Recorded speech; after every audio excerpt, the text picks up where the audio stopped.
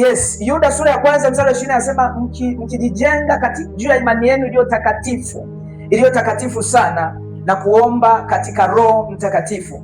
Hayo maneno yalivyounganishwa, ukisoma Biblia ya Kiingereza anasema building yourself in your holy faith, praying in the Holy Ghost, praying in the Holy Spirit. Anajaribu kumaanisha kwamba ili kujenga imani yako lazima uombe katika Roho. Haleluya. Akimaanisha kwamba kuna mahusiano kati ya imani ya kwetu ambayo ni takatifu sana na kuomba katika nini? Katika Roho Mtakatifu. Kwamba uwezi ukawa na imani, uwezi ukajijenga zaidi, uwezi ukawa na uhakika katika Mungu kama una kawaida ya kuomba katika Roho Mtakatifu. Haleluya, haleluya, amen. Of course tumekuwa na mfululizo wa masomo almost tangu wiki ile nyingine mtumishi wa Bwana alifundisha juu ya kuongozwa na Roho Mtakatifu, na Jumapili iliyopita tukapata neema ya kujifunza somo ambalo lilikuwa linahusiana na nguvu za Roho Mtakatifu, na Bwana akawa ananisemesha kwa habari ya kufundisha kuhusu kuomba katika Roho Mtakatifu. Haleluya. Kwa hiyo tutakuwa na mfululizo wa kufundishana juu ya maombi ya Roho Mtakatifu, juu ya kuomba katika Roho. Haleluya. Kwa sababu makanisa mengi hayafundishi hivi vitu, kwa hiyo unakuta watu wanaongezeka, kanisa linaongezeka, lakini watu hawawezi kuomba katika Roho, hawawezi kuomba katika Roho Mtakatifu. Maombi yao yanakuwa ni sala kama za kawaida. Lakini sasa nataka tujifunze kwa habari ya kuomba katika Roho Mtakatifu. Haleluya. Kwa sababu kuna advantage ya mtu kujua kuomba katika Roho Mtakatifu. Ndipo sasa tunaona hapo katika Yuda sura ya 1 mstari wa 20 anatuambia mkijijenga katika imani yenu iliyo takatifu sana na kuomba katika Roho Mtakatifu. Lakini anamaanisha kwamba mjijenge katika imani yenu ili muongezeke katika imani yenu lazima muombe katika Roho Mtakatifu. Sema kuomba katika Roho Mtakatifu. Sema Bwana nifundishe kuomba katika Roho Mtakatifu. Haleluya. Na unaweza kumwambia kabisa, Bwana nifundishe kuomba katika Roho Mtakatifu. Ikiwa kusali tu kuomba, Biblia inasema wanafunzi walimwendea Yesu wakamwambia, Bwana utufundishe nini? Fundishe kuomba katika Mathayo sura ya 6. Kwa hata unaweza kumwambia Bwana nifundishe kuomba katika Roho Mtakatifu. Haleluya.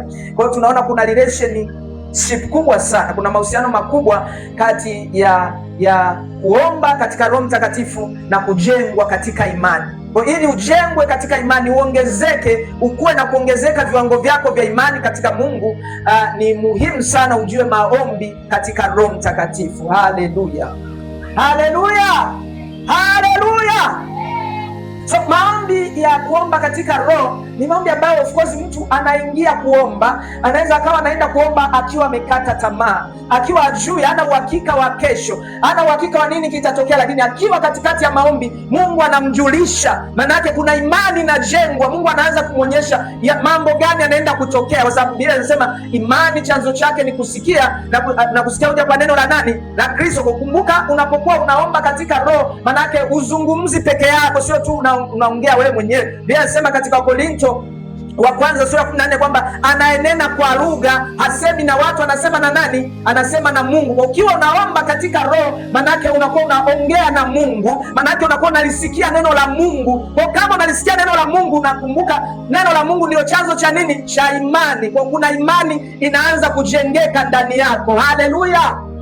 So haya sio maombi ambayo unaomba tu, haya ni maombi ambayo mnakuwa mnajibizana, mnasemezana na Mungu. Haleluya. Na anasema haya njoni tusemezane. Asema nani? Asema Bwana. Kwa haya maombi sio maombi ambayo wewe unasema tu, haya ni maombi ambayo wewe unasemezana na Mungu. Sema kusemezana na Mungu, sema kusema na Mungu, sema kuongea na Mungu.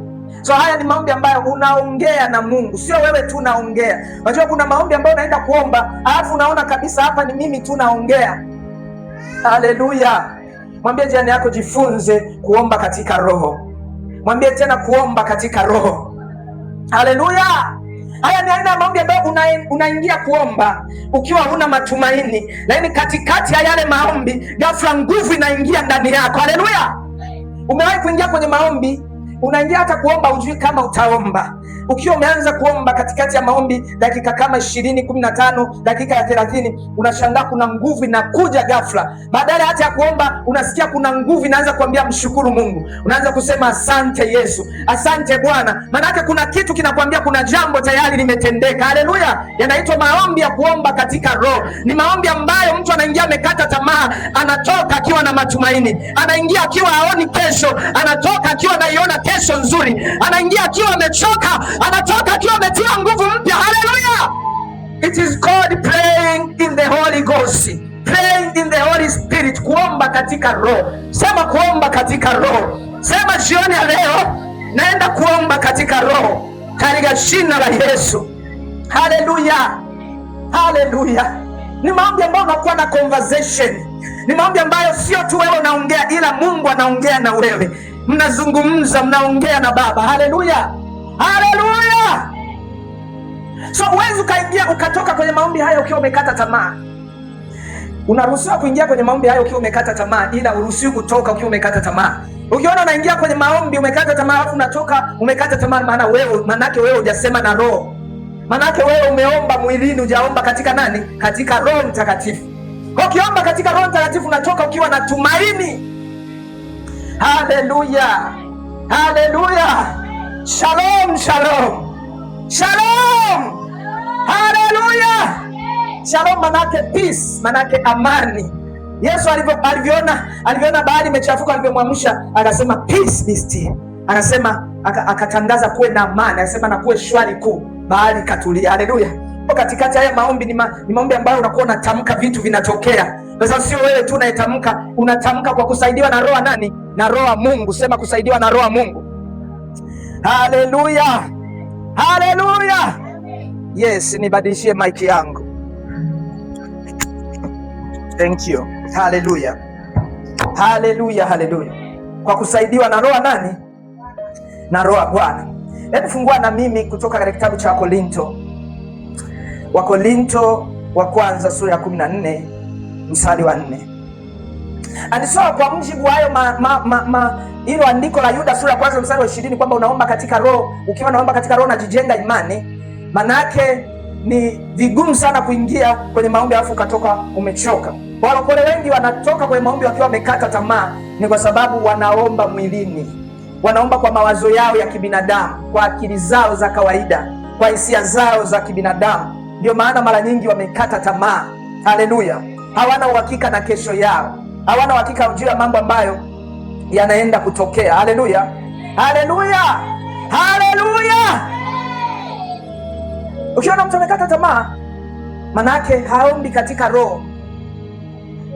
Anaomba lakini ni kwa akili zake tu za kawaida. Naposema kuomba katika roho, manake ni kuomba nje ya akili za kawaida za kibinadamu. Ukisoma Wakorintho wa kwanza sura hiyo ya 14 mstari 14, anasema hata anayekuwa ananena kwa lugha hata akili zake mwenyewe hazina matunda. Manto, hebu tuangalie hiyo 14:4. Umefika pale? Wakorintho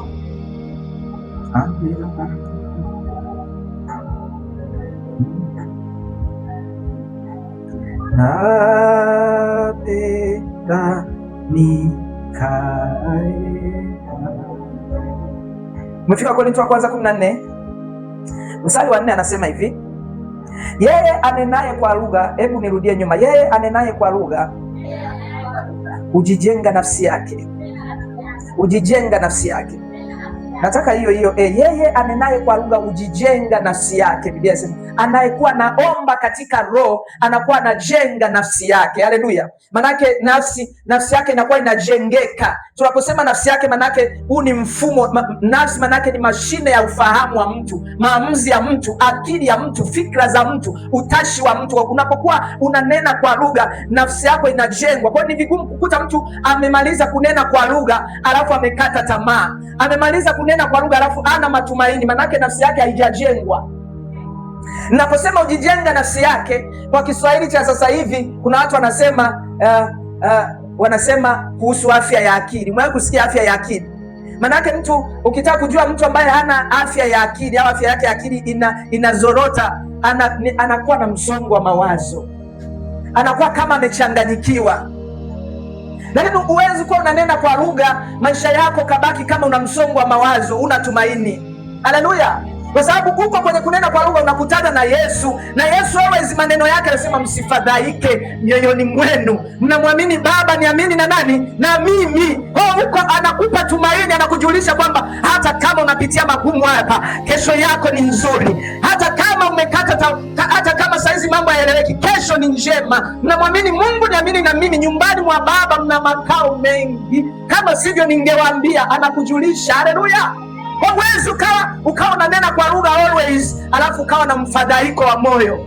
Huwezi, ukiona una mfadhaiko, msongo wa mawazo, unakaa unawaza sana, manake kuna namna connection yako na Roho Mtakatifu imepotea. Haleluya! Ni nani ananielewa? Nani ananielewa? Sasa anasema anenaye kwa lugha ujijenga nafsi yake. Ndio maana kama kuna vitu unatamani, unatakiwa uwe na kiu na shauku, ni kunena kwa lugha, speaking in tongues. Haleluya, haleluya.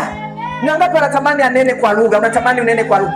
Namaanisha kunena kwa lugha kwa viwango. Unajua hata kunena kwa lugha kuna levels tofauti. Yes, na hata mimi nilivyokoka mara ya kwanza nilikuwa naona watu wananena kwa lugha. Natamani nikawa nanena kwa lugha, of course Mungu akanipa neema nikaanza kunena kwa lugha. Lakini nakumbuka siku moja nilikuwa shule kabisa, nikiwa advance, nilikuwa form 5. Nakumbuka siku hiyo nikabaki peke yangu nyuma ya bweni. Nimekaa na mtafakari Bwana, ghafla Roho Bwana akashuka kwa namna ambayo ni ya tofauti. Nilikuwa nimezoea kunena kwa lugha, lakini siku ile ilikuja kwa tofauti. Sema kwa tofauti. Yes, tamani hiyo. Na tangu hapo niliona mambo yanaanza kufunguka. Niliona kama Mungu anafungua macho yangu, naanza kuona vitu rohoni. Haleluya! Kwa sababu kuna connection kati ya kuona rohoni na Roho Mtakatifu. Ukiwa kama hujajazwa Roho Mtakatifu ipasavyo, huwezi ukaona mambo mengi yanayoendelea rohoni. Kwa sababu anasema hivi katika Yoeli, utaiona pia katika Matendo ya Mitume sura ya 2. Hebu tuangalie Matendo ya Mitume sura ya 2 mstari wa 17. Kuna connection kati ya kunena kwa lugha na kuona maono. Haleluya! Hebu twende Matendo ya Mitume, Matendo sura ya 2 mstari wa 17. Acts chapter 2 verse 17. Matendo ya Mitume sura ya 2 mstari wa 17. Anasema hivi, nifuatishe nyuma. Itakuwa siku za mwisho, asema Mungu, nitawamwagia watu wote roho yangu. Nitawamwagia watu wote roho yangu, na wana wenu na binti zenu watatabiri, na vijana wenu wataona maono, na wazee wataota ndoto. Haleluya! Anasema hivi, anasema atawamwagia roho. Kwa matokeo ya kumwagiwa roho, anasema binti zenu watatabiri. Kwa ukitaka uwe na uwezo wa kutabiri maana yake to prophesy maana yake kutamka mambo yakatokea, kutamka mambo ili yawe. Unaanza kutamka mwakani najenga nyumba, mwakani nafanya jambo fulani, maana yake you prophesy, unaumba kitu kupitia kinywa chako. Sasa anasema wanatabiri, anasema ni baada ya kufanya nini? Ya kumwagiwa roho, ya kujazwa roho. Sema najaa roho leo, sema najaa roho leo katika jina la Yesu. Haleluya! Anasema vijana wenu watafanya nini? Wataona nini? Wataona maono. They shall see visions. Kwa ili uwe na maono, kuna connection kati ya kuona maono, maana yake kuona vitu vinavyoendelea rohoni. Kuna connection kati ya kuona maono na kujaa roho na kuomba katika roho. Kwa unapoanza kuomba, unapojizoesha kuomba katika roho, mwisho wa siku ulimwengu wa roho unafunguka, unakuwa uwanja wako. Haleluya, haleluya! Shangilie Bwana kwa makofi. Anasema wataona maono. Kwa ili uone maono, na kuambia sasa, wewe ambaye wewe unatamani kuona mambo ya rohoni, au unashangaa mtu anakuambia nikaona kitu fulani, nikaona ndoto, nikaona maono. Unataka kuona maono, jizoeshe kunena kwa lugha. Haleluya! Lakini sio maono hayo tu ya njozi, hata maono ya malengo. Maono manake vision, to be visionary, kuwa na maono kwenye maisha. Ukiwa katika kuomba, Mungu anaanza kuleta neno la maarifa. Unajua kama hujaomba katika roho, hata Mungu akikuambia hautaelewa. Wakati mwingine Mungu anakusemesha. Anakusemeshaje? Kupitia fahamu zako. Unashangaa uko naomba, kuna wazo fulani linakuja, kumbe lile wazo ni maono. Mungu anakuambia, mwanangu, fanya 1, 2, 3. Lakini kwa sababu uombi katika roho, imagine unaomba huku unawaza sijui leo tunakula nini, tunakula nini, sijui leo inakuwaje. Manake unaomba lakini mawazo uko kwenye akili za kawaida. Sema nahama leo kwenye akili za kawaida, naingia rohoni kwa jina la Yesu, kwa jina la Yesu, kwa jina la Yesu. Haleluya!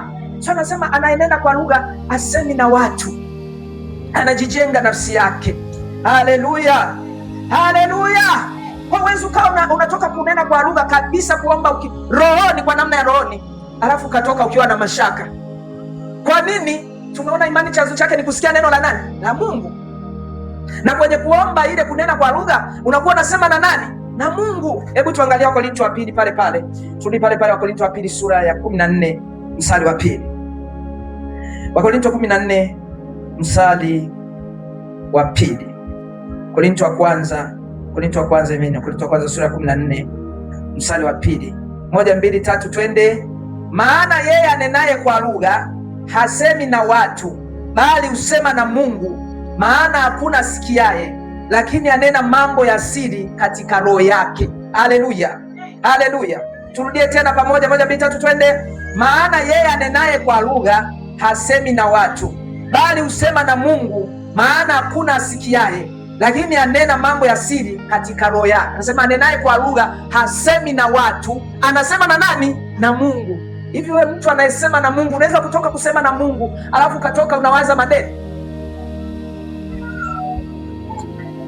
Unasema na Mungu alafu unatoka pale kusema na Mungu, unasema sijui mwenye nyumba atanifanyaje. Hujasema na Mungu. Wewe ukakutana na Mungu ukatoka na mashauki. Ukikutana na Mungu maswali yako yote yanatoka yamejibiwa.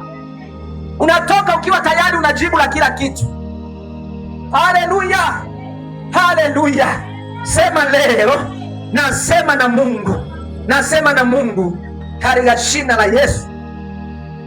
Unatoka ukiwa na uhakika, kwa sababu manake imani yako imeongezeka. Imeongezeka na nini? Kwa nini? Umesikia maneno ya Mungu. Imani chanzo chake ni kusikia, na kusikia huja kwa neno la nani? La Kristo. Kwa uwezo ukatoka kule na mashaka. Uwezo ukatoka kule ukiwa unajiuliza itakuwaje. Umeshajua itakuwaje. Hata kama unaweza ukawa hujajua directly. Wanakuambia ukiona mtu amekata tamaa, ni information anazo. Kuna kitu amesikia cha kuvunja imani yake.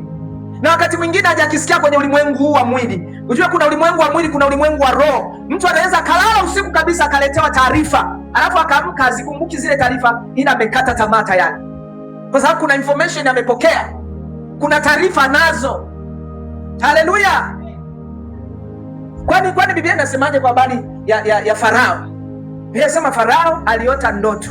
Ndoto yenyewe hajui maana yake, lakini Biblia inasema akawa na maumivu, anaugua, anasema nataka tafsiri ya hii ndoto, mpaka wakamtafuta Yusufu ambaye anajua kutafsiri ndoto. Au Biblia inasemaje kwa habari ya Nebukadneza? Nebukadneza ameota ndoto, na ndoto yenyewe Biblia inasema fanya nini? Amesahau kabisa, haikumbuki. Lakini hakumbuki, ila madhara ya ile ndoto bado yapo. Biblia inasema anajisikia hana amani kabisa. Maana yake kuna taarifa amepata, taarifa zenyewe hazikumbuki kwa namna ya akili zake, lakini rohoni bado zile taarifa zipo. Zinamwambia utakufa, zinamwambia utafeli, zinamwambia utaanguka, zinamwambia utatukanwa, zinamwambia wanakudharau, zinamwambia wewe ni wa kawaida. Sema mimi sio wa kawaida. Sema hizo taarifa nazifuta. Sema leo napokea taarifa kutoka kwa Baba aliye hai, kutoka kwa Baba wa mianga, katika jina la Yesu. Taarifa zote za kuzimu nazifuta leo kwa jina la Yesu. Haleluya, haleluya. Bwana wa Mungu, hakuna kitu kibaya kama taarifa mbaya. Unaona hii dunia imefika hapa tulipo saizi. Haya maovu yote unayoyaona yalianza na taarifa. Haleluya. Biblia inasema hivi, Mungu aliwaambia msile nini? Lile tunda. Mkila mtafanya nini? Mtafanya nini? Mtafumbuliwa macho, mtajua mema na nini na mabaya. Mti wenyewe ambao aliwazuia kula unaitwa mti wa ujuzi wa mema na nini na mabaya. Kwa ni mti wa kujua, ni mti wa kupokea taarifa. Walipokula tu wakapata information, tayari mambo yakaharibika. Kwa mambo yote huwa yanaanza na taarifa. Ukiona mtu amekata tamaa, kuna taarifa alionayo, hata kama hajui. Ni taarifa ipo imeingia kwenye nafsi yake. Haleluya. Haleluya! Mimi nimewahi kuona mtu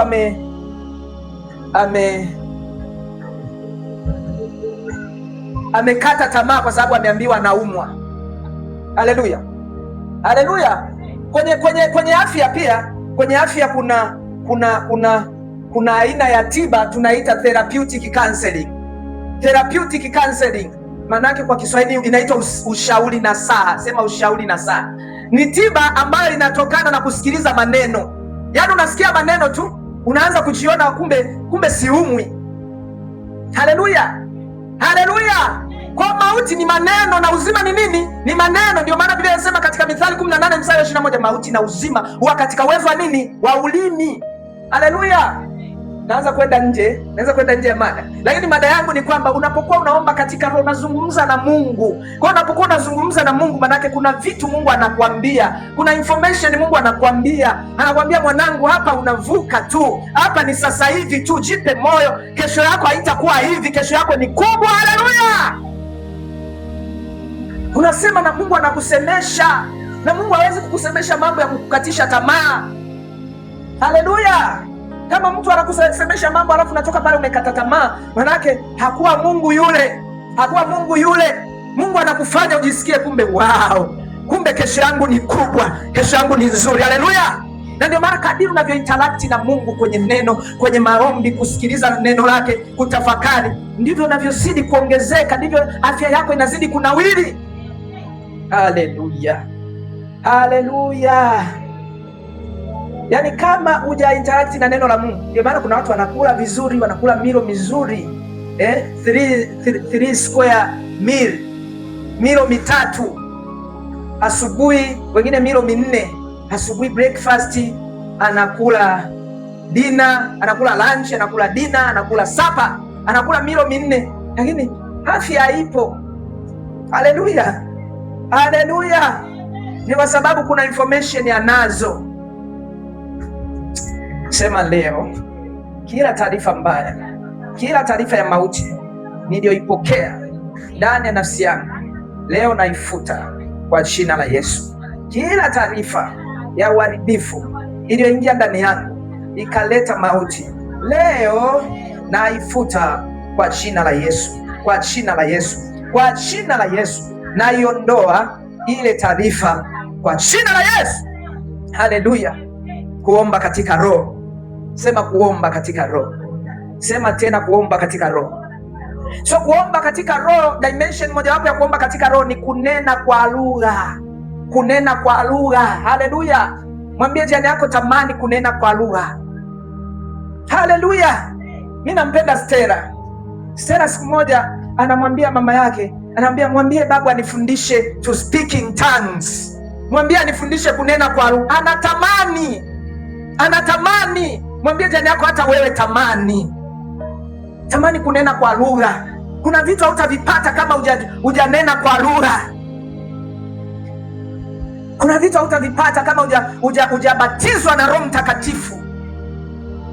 Ujui kuomba katika Roho Mtakatifu. Kuna kuomba kibinadamu, kwa lugha za kibinadamu, ndio inakubalika kabisa, lakini ni level fulani ya maombi. Lakini kuna maombi hautafikia kimo chake kizuri kama hujajua kuomba katika lugha ya mbinguni. Haleluya! Tumeona kwamba kunena kwa lugha sio mtu anayenena kwa lugha asemi na wanadamu, anasema na Mungu. Yaani imagine kusema na Mungu direct. Haleluya!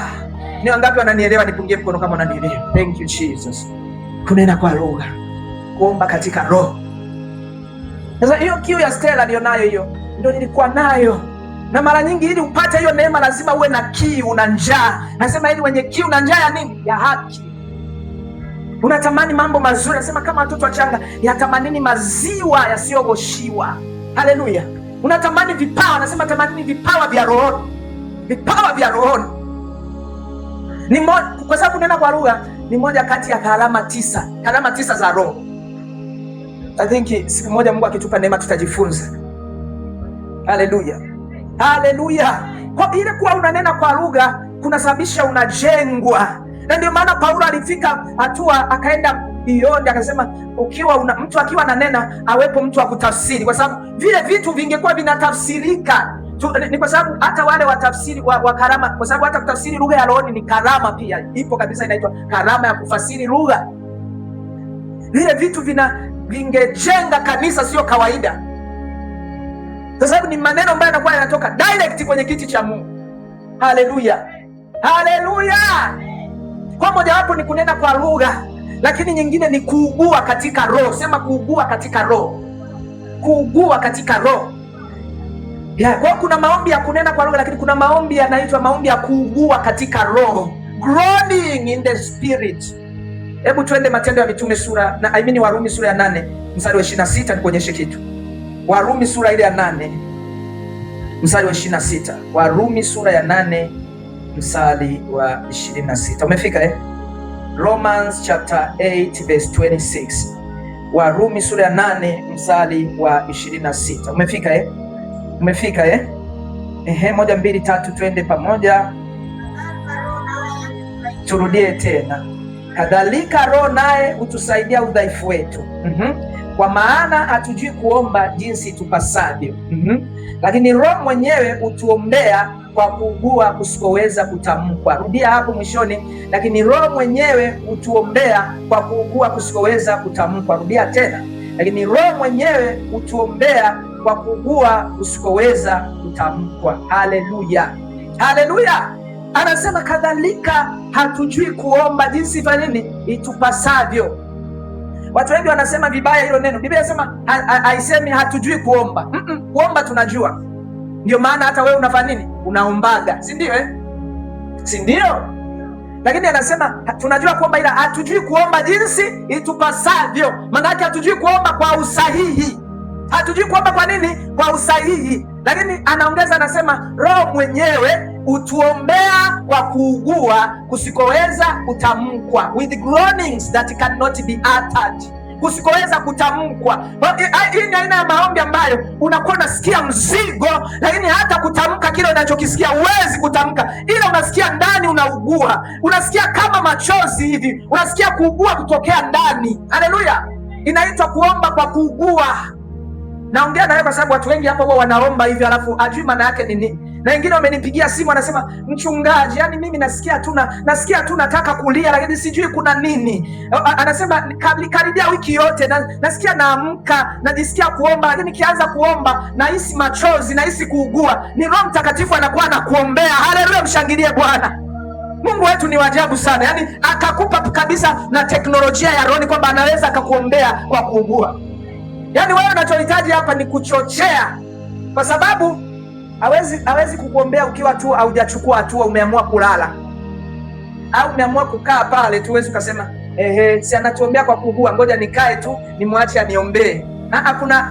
Kuna nafasi yako wewe pia ya kufanya ili aanze kukuombea kwa kuugua. Haleluya, haleluya. Kwa sababu kuna wale watu wanasema unajua neema ya Mungu imeshatutosheleza, Bwana atafanya. Kwa anakaa tu pale anajiachia pale. Nimewahi kusikia mtu mwingine anasema anasema kwamba yeye yani ni mvivu. Anasema ni mvivu kana kwamba kuomba, akitaka tu kulala ameorodhesha maombi yake, prayer point zote ameziorodhesha. Bwana nilinde usiku kucha, Bwana nipiganie. Kwa hiyo akitaka kulala, hata kuomba tu Bwana nilinde hawezi. Ameorodhesha pale, amebandika pale karatasi, anasema Bwana sasa namba 2 pale, namba 2. Mwambie jirani yako, kwa kweli uchawi upo. Huyu mtu amerogwa huyu. Yaani hata kuomba hawezi. Hata mtu anayeomba kwa kuugua kusikoweza kutamka, bado kuna nafasi yako pia. Lazima uruhusu akili zako zishikwe na Roho Mtakatifu. Lazima uruhusu mawazo yako ayatumie. Haleluya, haleluya. Paulo anamwambia Timotheo, anasema kuna kalama umewekewa mikono na wazee, lakini ile kalama lazima ufanye nini? Uichochee. Anasema uichochee karama uliyoipokea kwa kuwekewa mikono na wazee. Maana kuna nafasi yako ya kuchochea kile kitu. Haleluya. Kwa hata Roho Mtakatifu ili aanze kuomba kwa kuugua ndani yako, bado una nafasi yako wewe. You have your place. You have a role to play. Kuna majukumu yako. Usiseme tu namwachia Roho, yeye mwenyewe ataniombea. Mwambie jirani yako, sio hivyo, sio hivyo. Mwambie sio hivyo. Stella, mwambie sio hivyo. Sio hivyo. It is not so. Kuna nafasi yako. Manake pale ambapo kuna jambo linakuumiza, unaamua kutafakari, unachukua maandiko yako mawili matatu, unaanza kutafakari. Hivi Mungu wewe si Mungu yule wa Shadrach, Meshach na Abednego? Mungu si wewe yule ambaye ulimtumia Daudi kwa jiwe akamwangusha Goliati? Mungu si wewe yule ambaye kwa mkono wako uliohodari uliwatoa watoto wako utumwani? Ukiwa unatafakari yale maandiko, ghafla utashangaa unaanza kuugua ndani.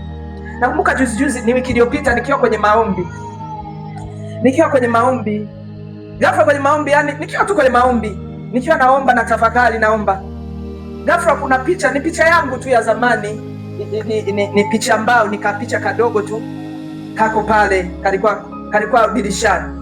Nikaichungulia, nikajikuta nimeiangalia ile picha. Nikiwa nimeiangalia, ghafla nikakumbuka namna ambavyo, yani kuna tu ile hali kanijia kwamba zamani nilikuwaga na afya, nilikuwaga mnene, mimi sikuwa hivi ujue. Alafu ghafla roho yangu ikaanza kunisemesha kwamba hivi umefika hapa ni kwa sababu unafunga, unaomba kila siku, uko kwenye mifungo. Kwa hiyo haya maombi yatakuwa bure. Ghafla nikaanza kuugua kwamba haya maombi hayawezi kupotea bure. Haya maombi lazima kuna kitu kizaliwe. Nikajikuta tayari naanza kuugua rohoni. Nikajikuta tayari naanza kuomba kwa mzigo na kuugua. Lakini nimeanzia tu ghafla tu roho ya Bwana manake alielekeza macho yangu kwenye nini? Kwenye picha. Haleluya. Kwa sababu hata kuomba tunaweza kuwa nafunga, lakini inafika hatua kufunga kwenyewe unazoea, unaona kama ni lifestyle. Unaelewa Unaona kama ni kawaida, lakini ghafla roho Bwana akaanza kunikumbusha kwamba wakati unaingia kwenye mkataba wa haya maombi, uliingia ukiwa na lengo, na lile lengo lazima litimie. Haleluya. Sema lile lengo lazima litimie. Inaitwa kuomba kwa kuugua kusikoweza kutamkwa. Yaani kama nilivyokuambia, yale maombi una nafasi yako. Haleluya. Una nafasi ya kufanya. Mwambie jirani yako una nafasi ya kufanya. Sema tena una nafasi ya kufanya. Wakati mwingine kwenye maombi hayo unakuwa unaomba, unamwombea mtu, labda namwombea Mama Stella. Kwenye yale maombi naomba, ghafla naanza kusikia mzigo, naanza kusikia kama uchungu. Manake ni nini? Mungu anakuambia ule uchungu unakuwa ni uchungu wa yule unayemwombea. Yaani unapitia hali ambayo anaipitia au anakaribia kuipitia kama usingemwombea. Yaani unashangaa unamwombea mtu, ghafla unakuja mzigo, unasikia uchungu, unasikia kuugua. Manake Mungu anakuambia kuna hali ambayo huyu mtu inamtafuta ya kupitia maumivu kama usingeomba. Manake Mungu anakuambia endelea kuomba ili uharibu, utengue ile hali ambayo huyu mtu angeenda kutumbukia. Haleluya. Mpigie Roho Mtakatifu makofi. Ni teknolojia ya ajabu. Yaani anakupitisha mpaka kwenye hali ambayo mwenzio anapitia. Haleluya. Ni wangapi wamewahi kuomba hivyo? Wengi wamewahi kuomba hivyo. Ni wangapi wamewahi kuniombea hivyo? Unaona? Haleluya. Wamepungua. Haleluya. Ila mimi nakuombeaga. Amen. Yes, unamwombea mtu mpaka unaanza kuona hali ambayo adui ameiandaa kinyume na yeye. Na wakati mwingine kwa namna ya roho unapitia ile experience ya jangwa. Haleluya.